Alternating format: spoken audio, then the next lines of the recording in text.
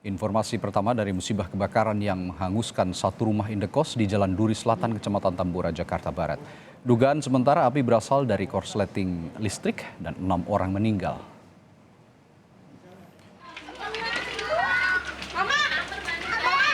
Kebakaran terjadi sekitar pukul 6:30 pagi tadi. 18 unit mobil pemadam kebakaran dikerahkan di lokasi. Petugas pemadam kebakaran berhasil mencegah api menjalar ke bangunan lainnya. Api pun akhirnya padam 1 jam kemudian.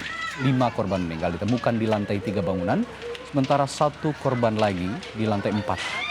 Semua korban telah dibawa dengan mobil jenazah ke Rumah Sakit Polri Kramat Jati untuk diidentifikasi.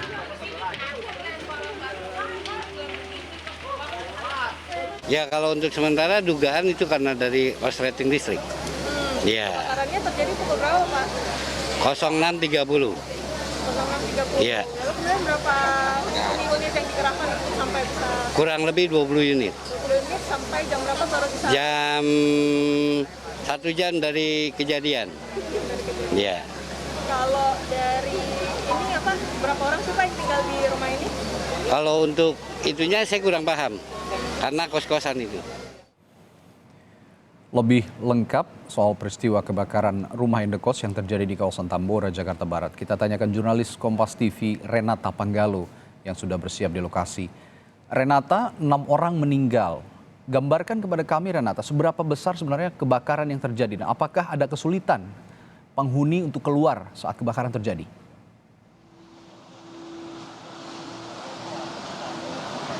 Selamat siang Radi dan juga saudara, apabila bisa saya sampaikan untuk besarnya kebakaran yang terjadi di Jalan Duri Selatan, Kecamatan Tambora, Jakarta Barat ini, melalui pengamatan saya dan juga beberapa video amatir yang saya nonton dari beberapa warga, ini memang apinya cukup besar yang menghanguskan lantai 3 dan lantai 4 dari rumah ini. Untuk lebih detailnya, juru kamera Kompas TV Jamsuri akan memperlihatkan kepada Anda bagaimana kondisi bangunan yang sudah hangus memang di lantai 3 dan 4. Di lantai 4 sendiri ditemukan sebanyak 1 korban tewas, sementara untuk di lantai 3-nya ini ditemukan 5 korban tewas. Dan selanjutnya untuk mobil pemadam kebakaran yang didatangkan ini memang cukup cepat memadamkan api karena memang lokasi pemadam kebakaran tidak begitu jauh dari lokasi kejadian, sehingga mobil kebakaran kemudian bisa menghentikan api dan bisa melokalisir api sehingga tidak menyebar ke rumah warga yang lainnya. Untuk mengetahui lebih jelas terkait kronologis kebakaran ini, mari kita dengarkan cuplikan wawancara bersama Kasih Damkar Jakarta Barat, Syarifuddin.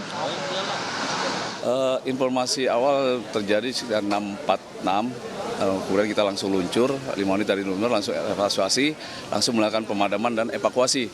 Ternyata informasi awal itu ada dua yang terjebak, sudah selamat. Ternyata pas kita sisir masih ada beberapa korban yang meninggal dunia.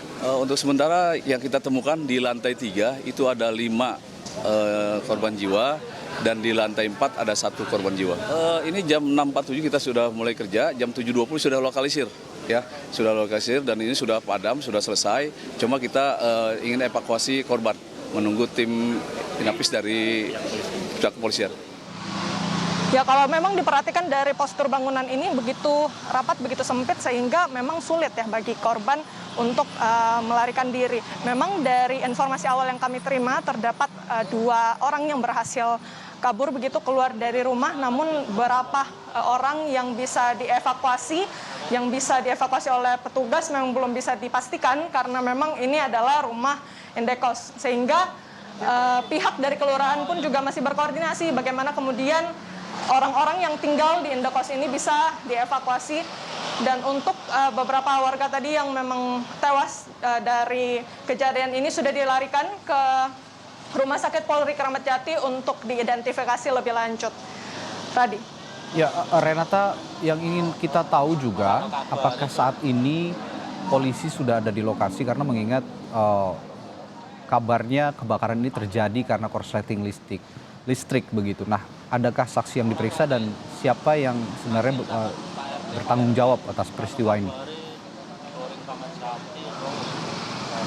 Ya, kalau dari pantauan saya sejak pukul 8 begitu memang pihak yang bertanggung jawab tadi yang memang langsung berkomunikasi ataupun berkoordinasi dengan pihak kepolisian adalah pemilik indekosnya itu sendiri. Mereka langsung melanjutkan laporan dan kemudian berkonsultasi dengan kepolisian untuk bagaimana kemudian ini diselesaikan ataupun diatasi. Lalu memang dari petugas damkar sendiri menceritakan bahwa rumah ini memang begitu sulit ya untuk dievakuasi karena postur bangunannya begitu rapat begitu, jadi sehingga sulit untuk mengevakuasi dari mereka yang tewas. Baik, terima kasih Renata Panggalo melaporkan langsung dari lokasi kejadian di Tambora, Jakarta Barat.